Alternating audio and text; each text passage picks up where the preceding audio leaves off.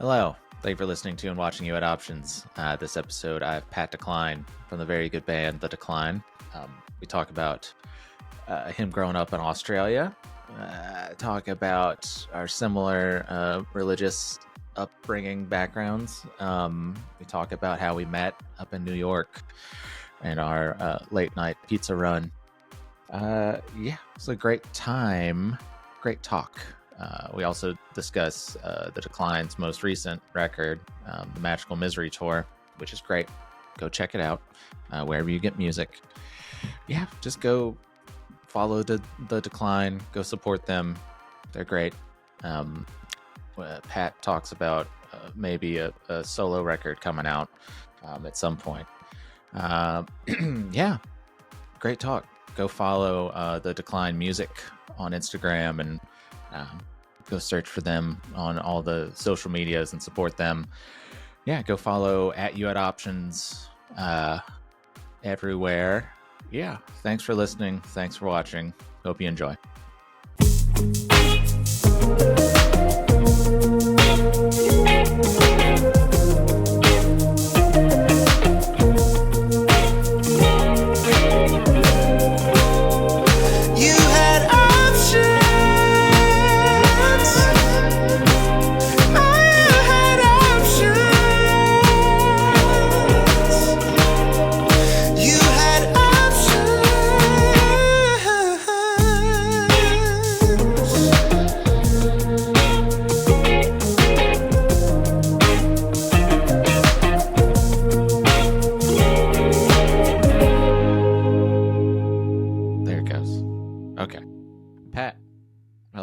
Doing good. I'm good. How are you? I'm good, man. Thanks for joining me. We were talking. Having me on. Yeah, it's Monday morning. You're in the future. Future in Western Australia. How long did you grow up in Perth? You're in Perth, right? Yeah, I'm in Perth. I grew up here, kind of halfway between Perth and Fremantle, near the beach, like 5-10 minutes from the Indian Ocean. And I've lived here pretty much. Well, I've lived here my whole life, except I've toured and traveled a lot. Right. Always kind of lived like in Perth, either in the city or in Fremantle at the port, or kind of around here near the beach. That's cool. What was it like growing up in Perth? Was there a lot of music going on? Well, we're like really isolated over here. So like we are 24 hours drive or something like that from Adelaide, which is like the nearest big city, and that's in a different state. Yeah. But it's pretty much just desert between here and there. And so back before the internet was like massive, it right. was it did sort of feel like there was a big disconnect from like what life here was like compared to like what we would see when we watched like American TV programs and that. Yeah. But it was also great to, grow up here and, swim at the ocean every summer and, kind of have like a laid back sort of life. That's so you're feeling isolated just in Australia, and then another layer of isolation maybe from like you're saying, like America or whatever, like a cultural sort of thing. Yeah What did that, was that a constant thought, or was it just like, this is how it is? It was just how it was. I mean, I guess we don't have like a lot of like the chains like of like shopping things like you guys have. Like we didn't have 7-Eleven until a couple of years ago, for example, like things like that. So you would see things on TV and like not know what the characters were talking about and that sort of stuff. And like a lot of bands don't come to Perth. Like the bigger bands do. But Perth and Adelaide, which is the other closest major city, often get skipped on tours by bands like of all sizes, I guess. Like, for example, NoFX aren't coming here for their final tour in a couple of weeks. But there was still music going on. Once I, got old enough to play guitar and start a band, like there still was like a local scene and, bands would come, some. So we would get occasional shows, but it often felt like we were missing out. When I was in my like early teens, there were a lot of all ages shows. But then, like, once I hit about 15 or 16, touring bands that I was interested in watching stopped doing those. I think just because they were like, there wasn't like a market for it. Yeah. That was around the time that like kind of metalcore got really popular. So all of the all ages shows were bands like that. Yeah. And there was less punk stuff going on that we could go watch. So we got fake IDs and tried to go to like bars to watch bands, and sometimes it worked. Yeah. Mm. So what was it, what was it like getting the decline going? Was it Yeah, well, so like I guess got into music through like stuff that I heard on the radio here. Like I heard Body Jar on the radio when I was like 10, and I like liked them, but sort of had no context for like other bands that sounded like them. Yeah. But I heard like Green Day and Blink and the Offspring and stuff that I liked. But it was really once I kind of got Dude Ranch by Blink from like a local library. I borrowed the CD and I really liked that, and I learned guitar by like listening to that and looking up the tabs. And I just sort of found other guys who liked Blink, and we sort of tried for about a year and a half it was just people from school that I was friends with to start a band. And eventually I played with our first drummer, James, and then we sort of got a bass player from a different school who he knew through some people, and we sort of started trying to get local gigs, and eventually we got a couple. And that was sort of how it all started. Damn. Yeah. Sorry, your video is acting a little funny. Oh, shit, sorry. It's all good. We're on opposite sides of the planet, We Anything I can do? Nah, you're fine. It looks all good. Right. Yeah. Sweet. Can you hear everything I'm saying? Yeah. You're coming through. Right. Oh yeah. Good. Crystal clear. Cool.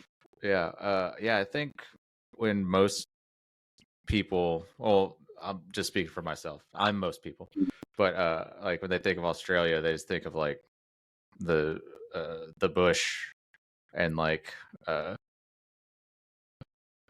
having to check your shoes for scorpions and shit. Do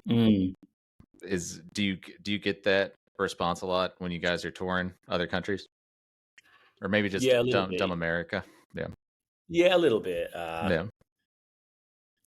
Yes. So I heard people like I was in America recently on holiday, and there were some guys that were like, I guess they heard our accents or something, and they were talking to each other like, my aunt really wants me to go down to Australia, but I'm not going there. Not in this lifetime. Too many snakes, like that sort of thing. I don't think I've ever seen a snake. I've seen a lot of spiders and sort of like bug sort of things. Yeah. And I guess the bush is close. You could probably drive like an hour from where we live and you'd be in the bush somewhat. That's kind of cool. Maybe a bit longer. And I think it used to happen more that people would be like asking us if we ride kangaroos to school and stuff. We always say yes if we get asked that. Of course. Yeah. Yeah.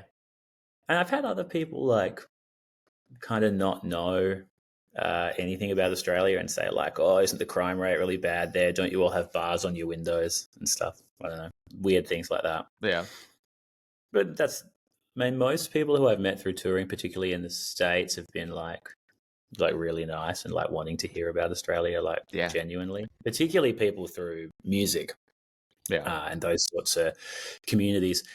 I guess the average person who I interact with, when I go to like the shop or whatever, the store, usually just can't figure out the accent and then just doesn't talk to me.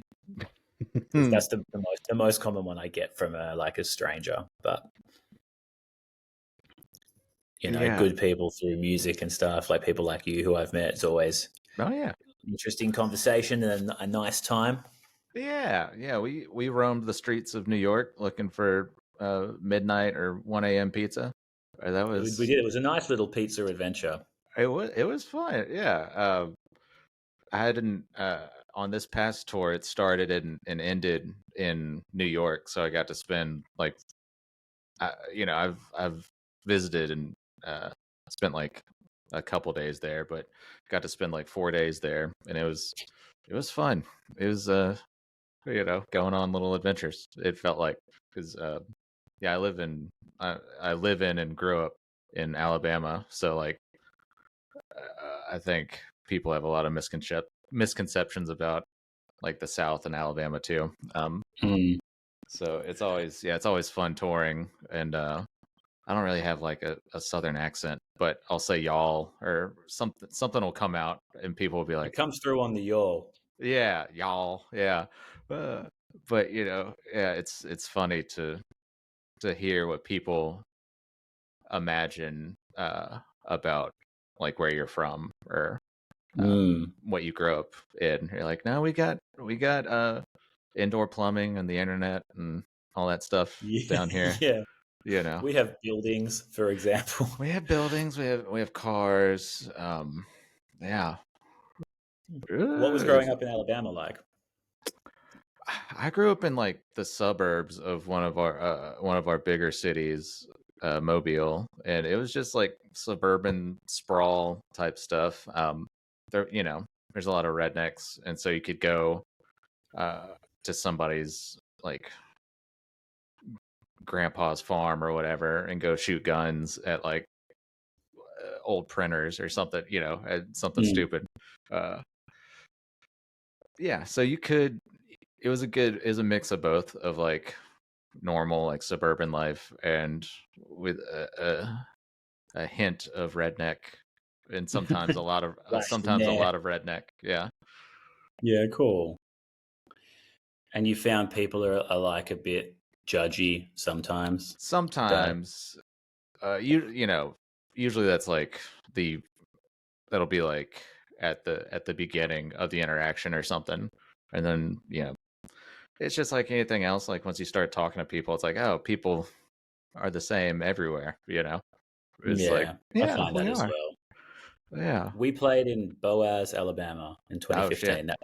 That was our only Alabama show. We were on tour with a band called Survey Says, Okay. um, and their van broke down in Indiana near the Kentucky border. So the next day, that band stayed with the van to get it repaired, but their singer came in our car, and so he played acoustic and we played as a full band in Boaz, and it was a killer show. It was like at a youth center, and everyone was very stoked that a band was there, and it was a really nice time. Um, Yeah. and then I think we jumped in the car and drove to Georgia and crashed somewhere there for the night. Nice. Yeah, it's Typical all touring experience. right.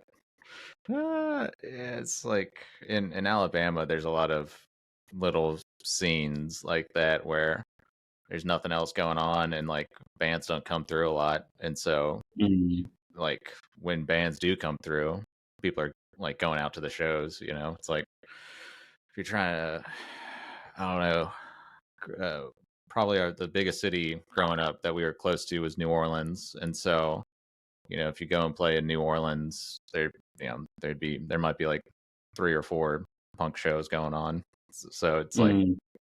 oh, nobody's going to come out to this. So that's cool. Yeah, that's it. When I was talking about like how in Australia, when I was like a teenager, the all ages scene definitely shifted towards that metalcore thing that was happening then. The Right. thing that those bands did really well is they would always play country towns where bands would never have gone. Mm, They would go play a youth center like 2 hours south of Perth, and every kid in that town would go and become a like dedicated fan. And I yeah. think that they repeated that process all over the country, and that's how they have like such a solid fan. I think bands like Parkway Drive and the Amity Affliction are like good examples of what I'm talking about. Yeah.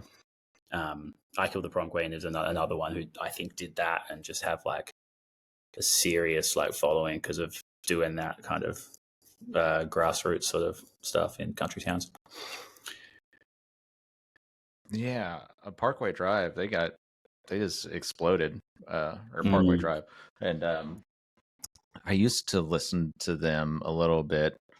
And it seemed like, um, yeah, they just had this huge following, and I didn't Mm. know that they were a thing. Yeah, they're a very funny band. They're so famous, like outside of Australia, like a different level. It's pretty cool Yeah. that they've been able to just build that from the ground up. Um, And we obviously met on tour. Well, I was on holiday. You were Yeah. taking good friend around, and Oh yeah. we met up at the Make War show and ended up going on a spontaneous adventure for pizza. It was a really Mm-hmm. nice time. Yeah. What? How long were y'all in New York this on this holiday?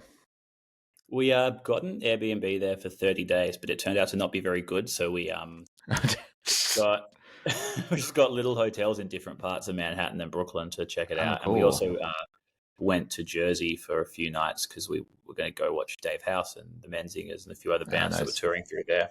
And we also got a hotel in Connecticut for one night, and then we went to see Brian Fallon. So we were in and out of New York City a little bit for those 30 days, but there for a good chunk of time. Damn. So did you were you tired of New York by the end, or were you like, I got into the groove of it pretty well with like yeah, catching the subway everywhere and right, a lot of walking, and we managed to find like interesting stuff to do every day for the whole time we were there. We hung out with this great band Shrug Dealer quite a bit and got beers with them a few times. mm-hmm, They're awesome. I went to see Taken Meds. Obviously, went to the Make War show where we met right, you. Um, Quite a few gigs and that. And I was like, I guess I was kind of ready to leave and go do the next thing, but I'd go back oh yeah, as well. I yeah, enjoyed it. yeah. It's great. It's like I've been a lot of places, and it's still like anytime I go through there, I'm like, fuck, look how big this is. Look at all this Mm, shit. yeah, all just crammed in there, like Just real close. oh yeah, man. And it's like I had never driven through the city before until this tour, and driving through like Manhattan with a big van was fun. I felt like I was Yeah. it was kind of like post-apocalyptic, I imagine, like driving, because Mm. it's a free for all. It's a freak show. Uh, Yeah, we obviously don't have anything like that in Perth where it's that tight and that hard to drive. But we took a few trips in a car as well, and it was an experience. mhm. Obviously, we drive on the left here, so I was navigating that as well Oh as shit. the Yeah. craziness of New York. Um, yeah, Yeah. What? So like, do you guys tour? Will you do Australian tours a lot? Like, we do Australian tours, what's it like touring since it's so like spread out?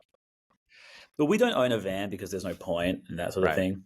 We just like we fly to a city and then rent a van. So usually we will, I don't know, either fly to Queensland or Adelaide and then drive between the two of them, go through New South Wales and Victoria and Canberra as well. But sometimes, like the routing doesn't work out, so we end up doing a couple of internal flights. Like we might, like if we have to play in the day at a festival or something, we obviously can't drive and make it between for a lot of those big drives, so we end up flying parts of it. Um, and we usually just like share backline with the bands we tour with or play with at the shows rather than taking our own. We take guitars and cymbals and snare and stuff. They're kind of all Yeah. the usuals. And we have done that, I guess, probably 2 times a year, maybe 3 times a year since about 2009. Obviously, minus COVID, we didn't do it then. Right.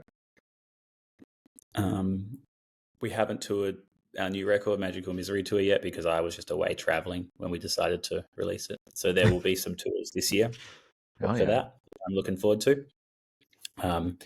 We have also toured a lot in Europe and the States. Yeah. And we've been to Japan and South America as well.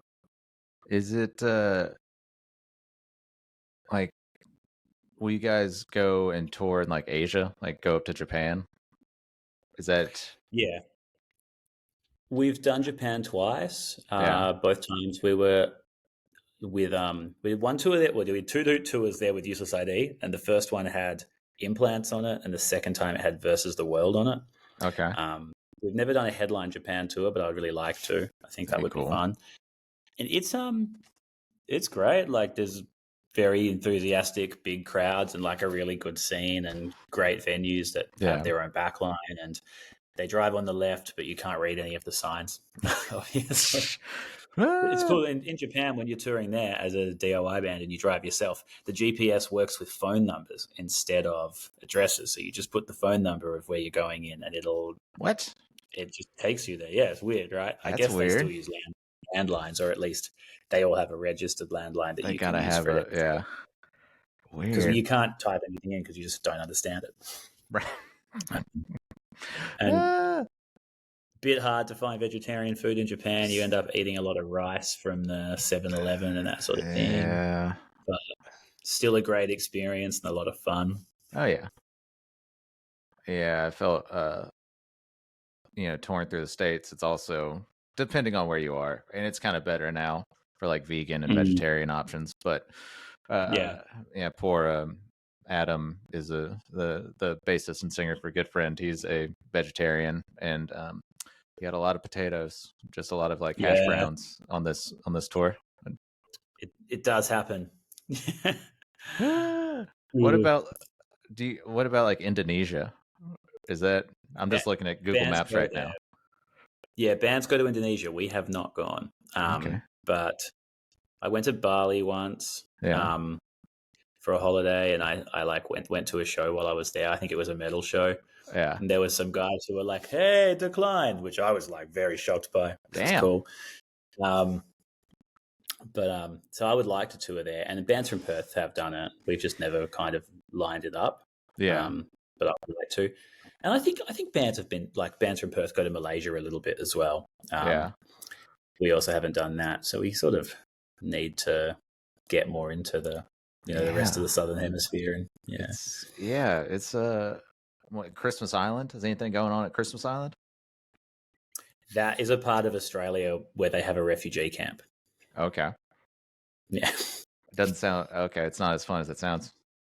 yeah. Oh goodness. Is there anything going on in New Zealand? Sorry, I'm this is the last. No, it's all right. Yeah, we also haven't been to New Zealand as Yeah. the Decline. I've been there on holiday. Yeah. There are bands there though, and like the bigger punk bands, tour there as kind of as part of their Australian tour. Like they go Australia and New Zealand. Like Strung Out always go there, and Lagwagon and Bad Religion and that. Yeah. Yeah, we've just never kind of had any connections with bands there for some reason. Yeah. But we will. We Hell will yeah. do it. This is we're putting it out there into the world right now. How has the reception been to a Magical Misery tour? Yeah, it's been cool. We've had like a lot of people messaging us and saying it's good and buying the record. It's a B-sides album. It's like unreleased or kind of like odds and ends for the past 10 or so years. Okay. So a lot of the songs were already out. And the biggest thing I've heard is, I didn't realize these songs were out. That's like the biggest feedback I've got. Because I guess sometimes singles maybe go under the radar, particularly if like they're a bit better in this, like now in the streaming age, you can get a lot of traction on a single. But I think before that, sometimes things would get missed. Yeah, so the reception's been quite good. I'm keen to play some of the songs live and go play some shows. Yeah, it's been cool. Yeah, I noticed there were like a lot of people. There are more people featured on it, like from other bands and stuff. Like a couple of the direct hit guys were on a song, and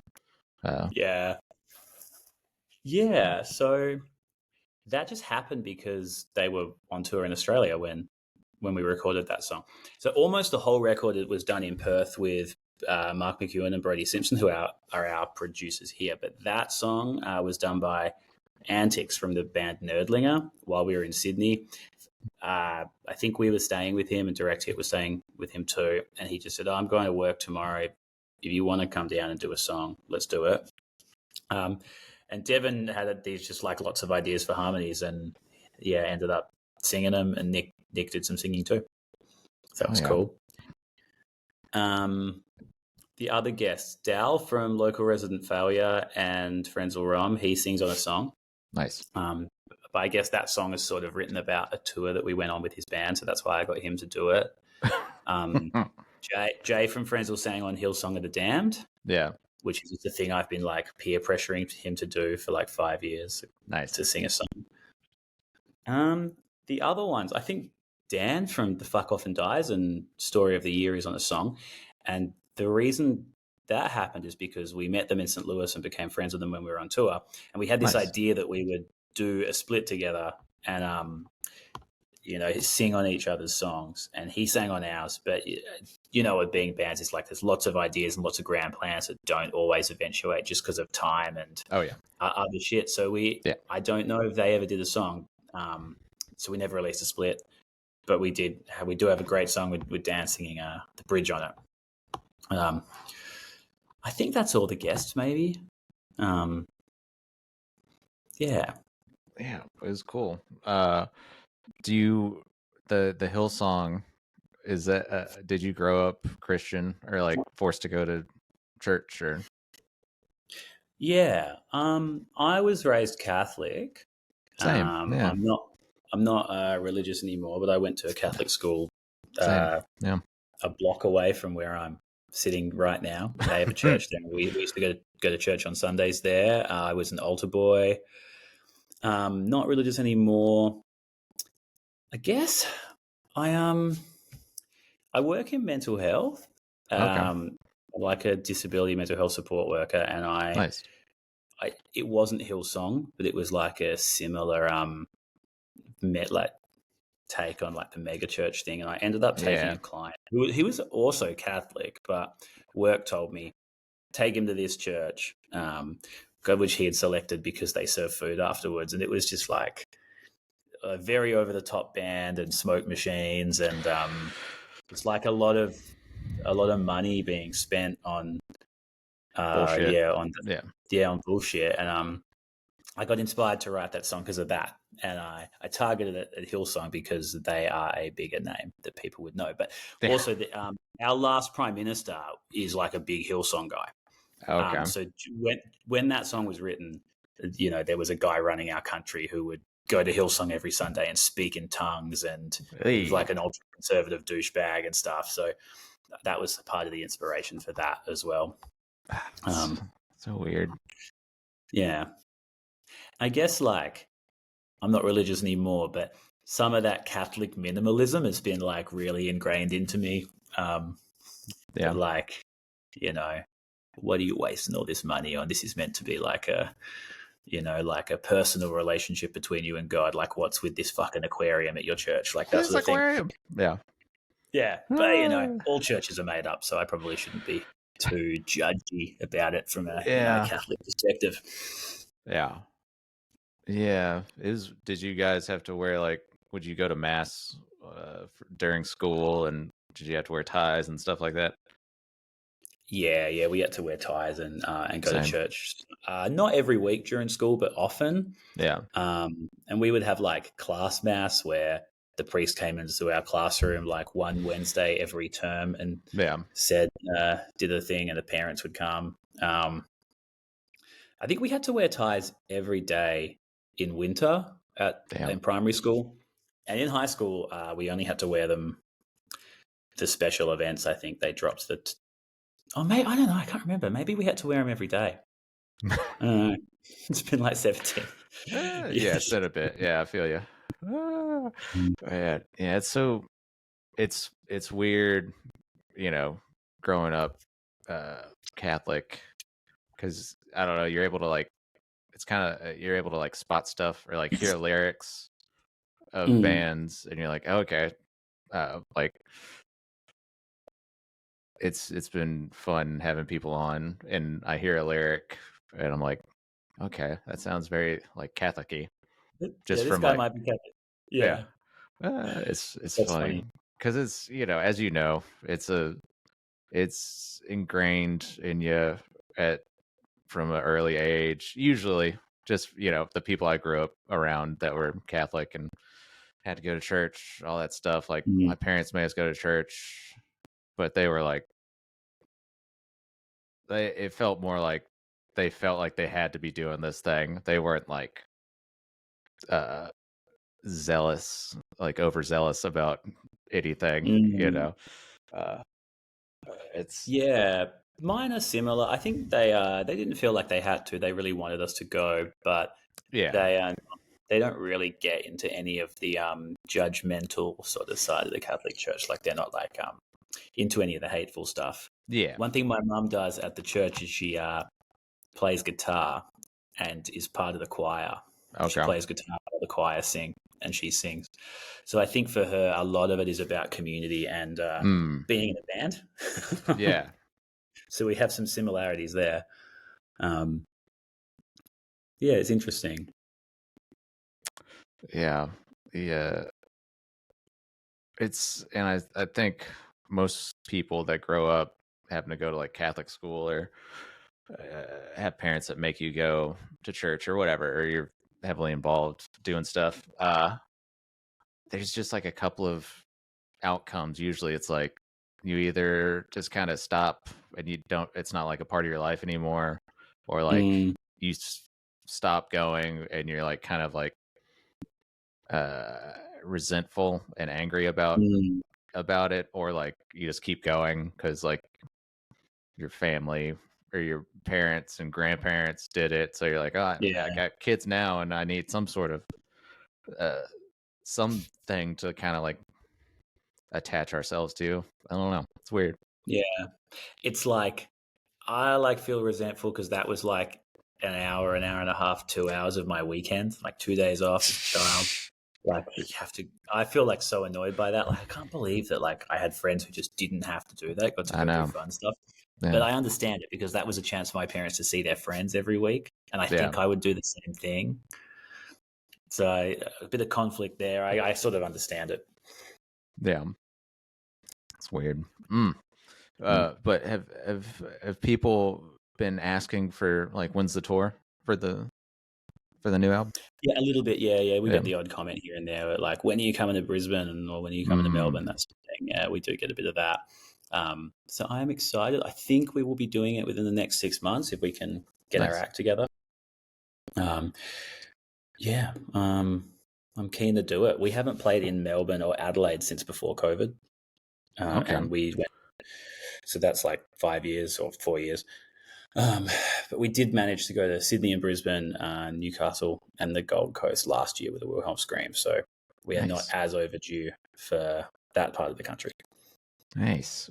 What's the most like inland place you've played in Australia? There is not a huge amount of it. When we were doing the tour that we did with Local Resident Failure like 14 years ago, that song, The Most Expensive Chips, is about, we went to Tamworth. That might be the most inland we've played. Yeah. Canberra's inland, kind of. What? The nation's capital. That's the capital of Australia? Yeah, Canberra. It's like 3 hours kind of south from Sydney. Okay. What were the most expensive chips? Was there a certain? Well, the story is, well, also I like eat a lot of food, and I was constantly like buying fries or chips from a convenience store or something on that tour. But we were in Coffs Harbour, which is kind of, it's like maybe quite a few hours north of Newcastle, south of Brisbane. Yeah.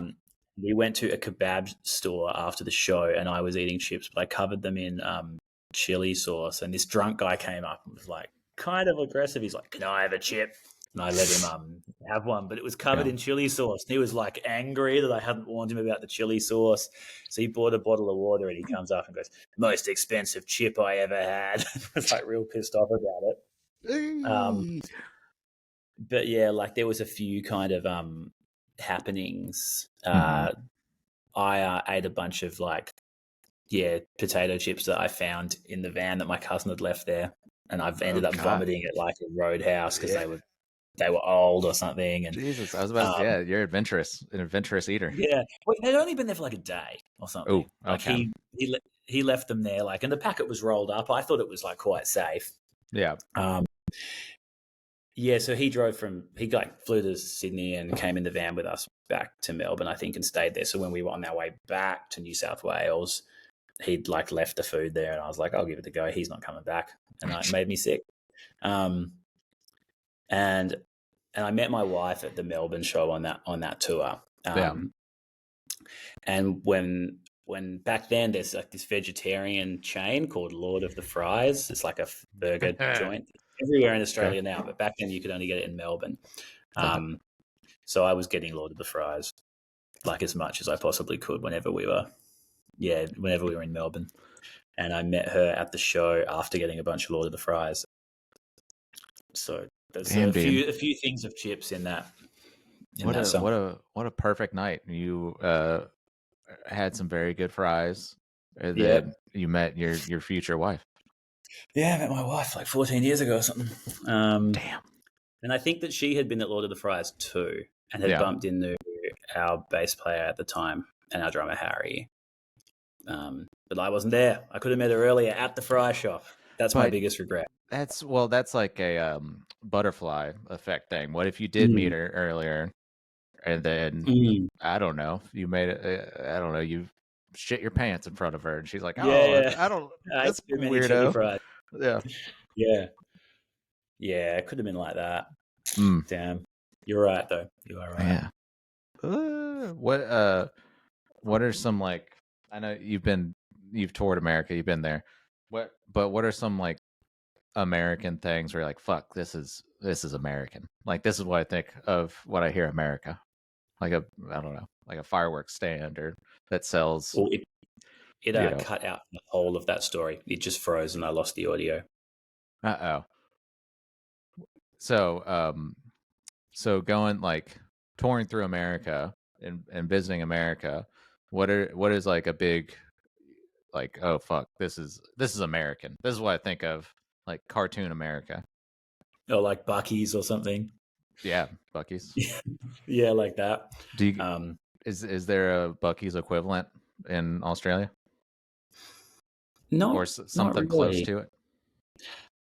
No, there's nothing like massive where it's like a big mall inside a gas station and like 100 petrol pumps. There's nothing like that.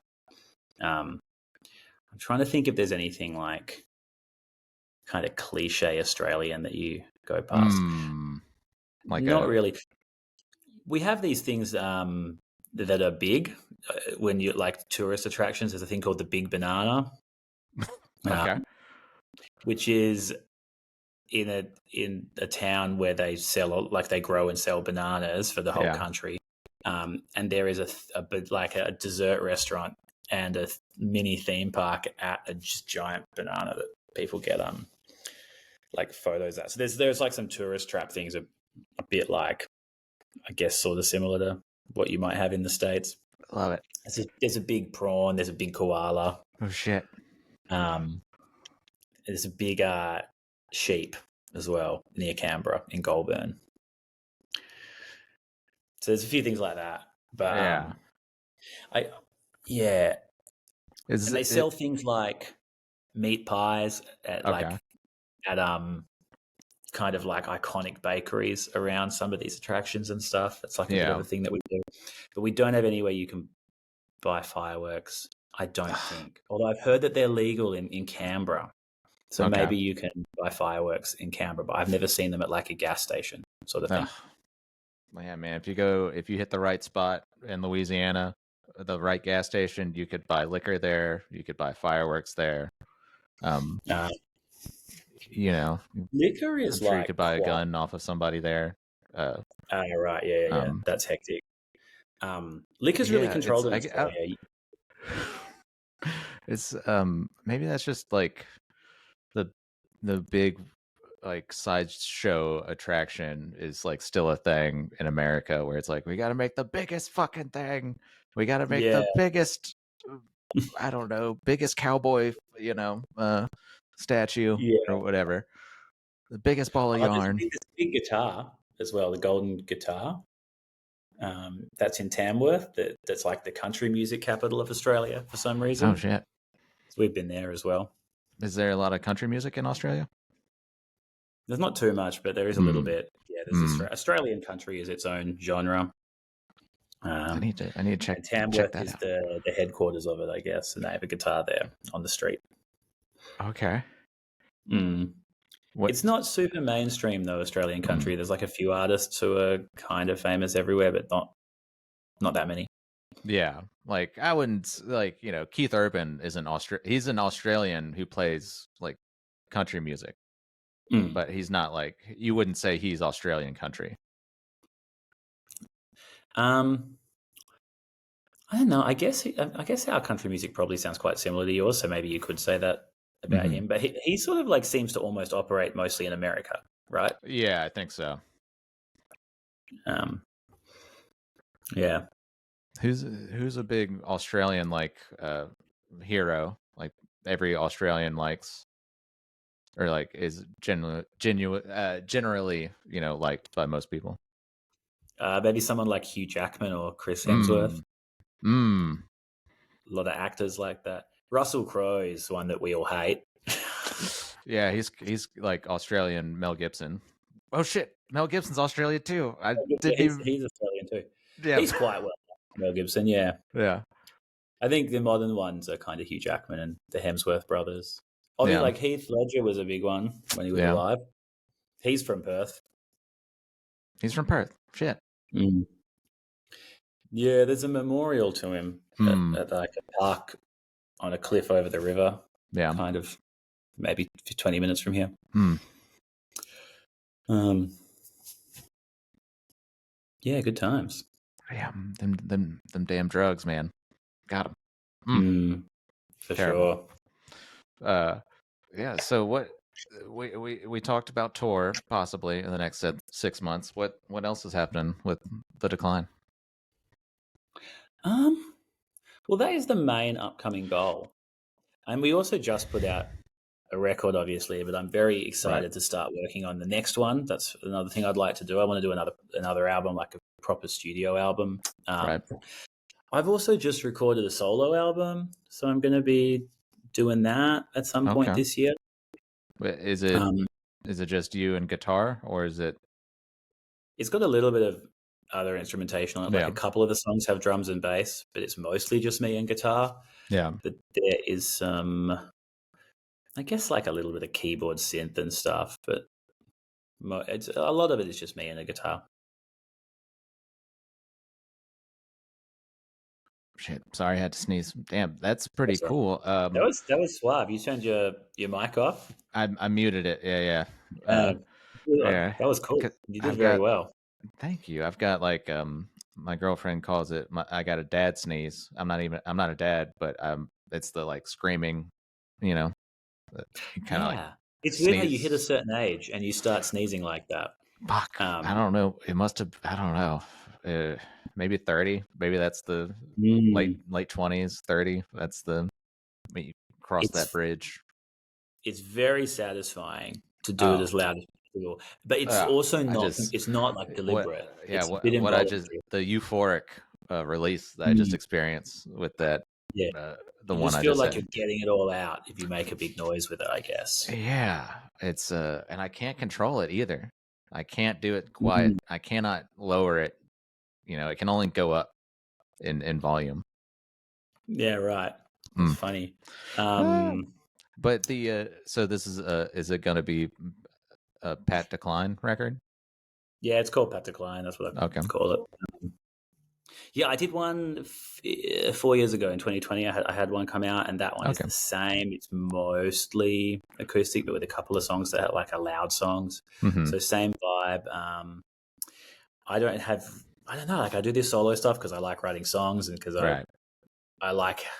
If I ever get asked to play an acoustic show, I like to have stuff to do that's not Decline songs because Decline songs are all like very loud and fast, and I can't really Right. do them properly acoustic. So I like to have my own I ones. feel that.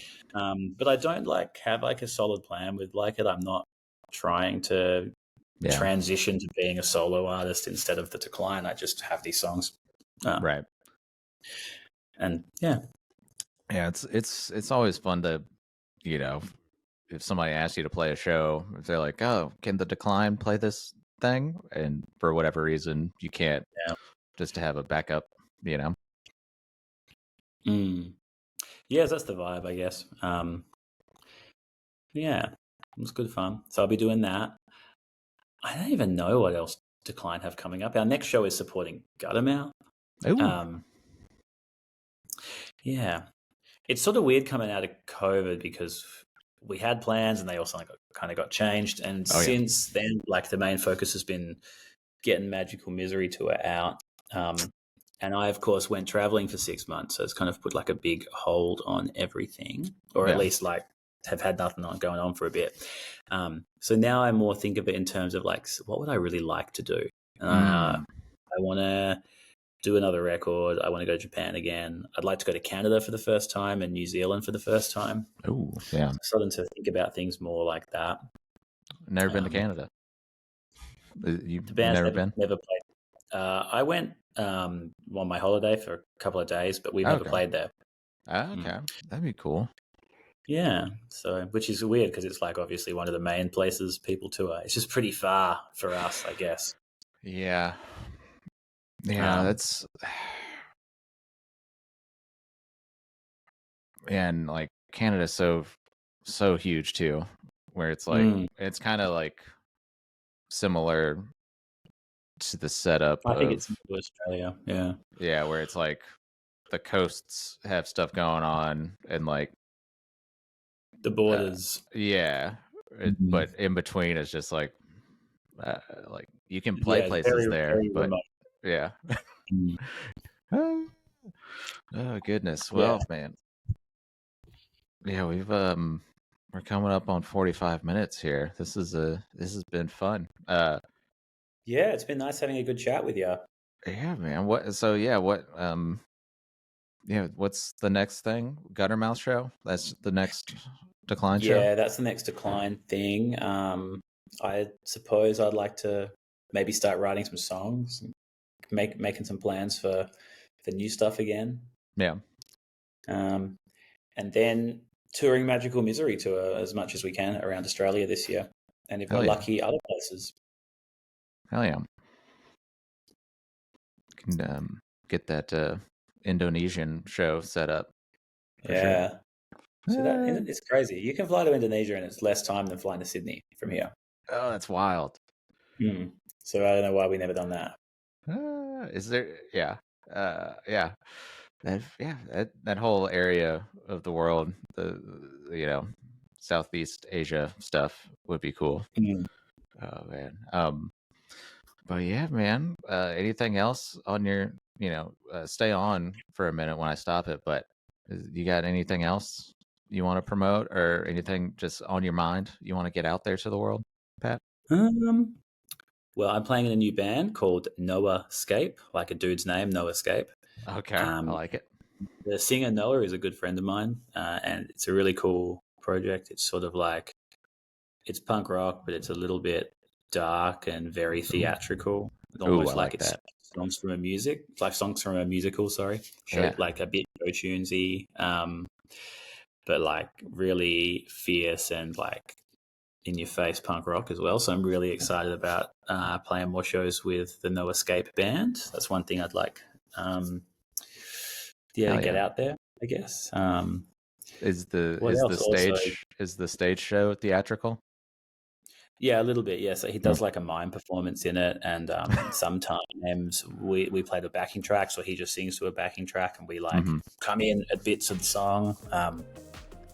And I think it's only going to head more in this direction of like adding lots of interesting stuff to a punk rock show. I love it. Yeah, so I'm really excited about that. That's the main thing I want to get out there. Also, big shout out to all the other bands on P Records, like our friends in Nerdlinger and High Time and all the great bands as well. Hell yeah. Well, Pat, you had options, but you decided to talk to me, and I appreciate it, man. Yeah. No worries. It was great. Thank you for having me. Yeah. Stay on for a minute, but yeah, thanks.